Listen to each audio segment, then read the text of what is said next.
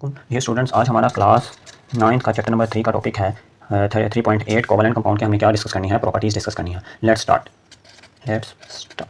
ठीक है, ये हम कोवलेंट कंपाउंड की क्या करेंगे? प्रॉपर्टीज़ डिस्कस करेंगे। First of all, covalent compound होते क्या हैं?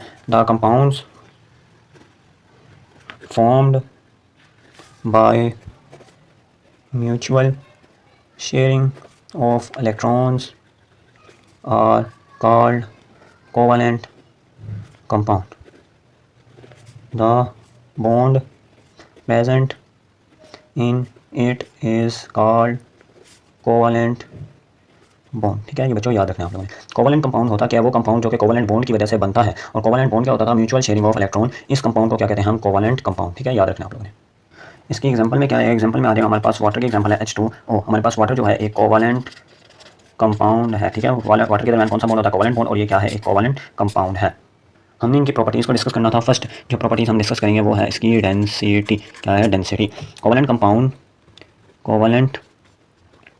Compounds have low density due to weak force of attraction. इनकी डेंसिटी क्या होती है? कम होती है। इनको तोड़ना क्या होता है? आसान होता है, क्योंकि इनके दरमियान जो फोर्स ऑफ अट्रैक्शन है वो क्या है? वीक है। इस वजह से इनकी डेंसिटी क्या होती है? कम होती है।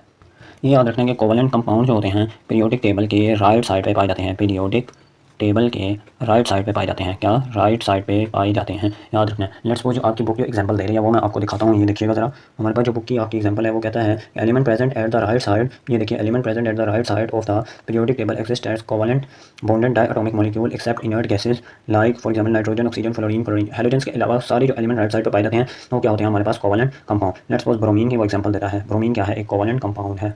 तीसरी प्रॉपर्टी बनेगी melting and boiling points. Melting और बॉइलिंग पॉइंट्स क्या होंगे? Covalent compounds usually have low melting and boiling points accept diamond के अलावा सबके जो हमारे पास मेल्टिंग और बॉइलिंग पॉइंट है वो क्या होंगे? कम होंगे। डायमंड ही एक ऐसा कोवलेंट कंपाउंड है जिसका मेल्टिंग पॉइंट ज़्यादा है। जो हमारे पास एक्सेस में कोवलेंट कंपाउंड होते हैं वो होते हैं कार्बन के। किसके होते हैं? कार्बन के। इनको हमारे पास कहा जाता है allotropes of carbon. Allotropes of carbon कहा जाता है। Allotropes of carbon. कार्बन किन किन शक्लों में पाया जाता है कोवलेंट कंपाउंड्स में? उनको क्या कहते हैं? Allotropes of carbon. अब मैं बताता हूँ कार्बन किन कार्बन की वैलेंसी कितनी होती है? वैलेंसी ऑफ कार्बन कितनी होती है हमारे पास? 4। कितनी होती है? 4। अब ये याद रखना है कार्बन अमोर्फस शेप में भी पाया जाता है। अमोर्फस शेप में भी पाया जाता है। और हमारे पास क्रिस्टलाइन शेप में भी पाए जाते हैं कोवलेंट कंपाउंड कार्बन के। ठीक है, तो हमारे पास शेप्स है, एक है अमोर्फस, एक है हमारे पास क्रिस्टलाइन। अमोर्फस में हमारे पास आ जाएगा हमारे पास ग्रेफाइट एक अमोर्फस कोवलेंट कंपाउंड है। कोल हमारे पास क्या है? एक कोयला जो है हमारे पास अमोर्फस कोवलेंट कंपाउंड है। ये किन की एग्जाम्पल है? अमोर्फस की। ठीक है, कोवलेंट कंपाउंड है। और डायमंड जो है हमारे पास क्या? डायमंड हमारे पास कौन सा है? कोवलेंट कंपाउंड है, लेकिन ये हमारे पास है क्रिस्टलाइन कोवलेंट कंपाउंड। अब आपकी बुक जो बताती है 3-4 पॉइंट्स ग्रेफाइट, कोल और डायमंड के बारे में, वो मैं आपको बताता हूँ। अब ये याद रखना है कोल किस हालत में पाया जाता है और किन किन जगह पे यूज़ किया जाता है। ये आ जाएगा सवाल, यूजेज ऑफ कोल को कहाँ कहाँ यूज़ किया जाता है? आपको बुक में लिखा हुआ है कोल, पहला पॉइंट बनेगा coal is used as fuel in electricity generating plants. Electricity जहाँ बनती हैं उन पावर प्लांट्स में कोल को एज आ फ्यूल यूज़ किया जाता है। ठीक है, दूसरी तरफ हमारे पास जो है डायमंड। क्या है? Diamond is used for grinding and cutting purposes. Grinding और कटिंग पर्पसेस के लिए डायमंड को यूज़ किया जाता है। डायमंड सबसे हार्डेस्ट फॉर्म है कोवलेंट कंपाउंड की, जिसको हम ग्राइंडिंग और कटिंग के लिए यूज़ करते हैं। किसी चीज़ को काटना हो तो डायमंड को यूज़ किया जाता है। तीसरा और लास्ट हमारे पास है ग्रेफाइट को हम पेंसिल में यूज़ करते हैं। ग्रेफाइट को हम इलेक्ट्रोड्स में यूज़ करते हैं। Graphite is used in electrodes making electrodes की मेकिंग में क्या करते हैं? हम यूज़ करते हैं। क्यों? It is a good conductor of electricity. ये इलेक्ट्रिसिटी का एक गुड कंडक्टर है। लास्ट पॉइंट है हमारे पास कोवलेंट कंपाउंड के हवाले से बाइनरी कोवलेंट कंपाउंड्स क्या होते हैं हमारे पास? वो कंपाउंड्स जो कि दो एलिमेंट्स पर मुश्तमिल हो। Those covalent compound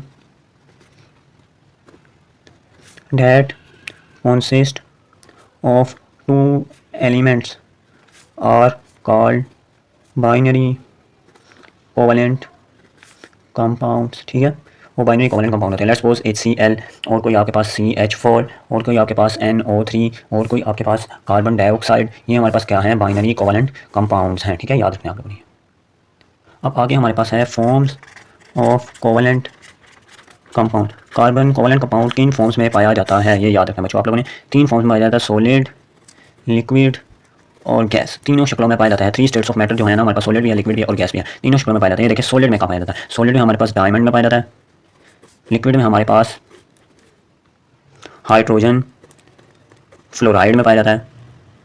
hydrogen fluoride क्या है, एक लिक्विड कोवलेंट कंपाउंड है, कोवलेंट कंपाउंड है जो कि रूम टेम्परेचर पे भी एग्जिस्ट कर सकता है। तीसरा हमारे पास है ब्रोमीन, ब्रोमीन जो कि हमारे पास गैस की शक्ल में क्या है, पाया जाता है, ब्रोमीन Br2। ये है वोलाटाइल, वोलाटाइल हमारे पास क्या है, गैस है कि ये उड़ जाता है, ठीक है, एवेपोरेट हो जाता है ब्रोमीन। ये कौन सा स्ट्रक्चर है ब्रोमीन का, कौन सा, गैसियस। कुछ कोवलेंट कंपाउंड होते हैं, such covalent compounds act as acids.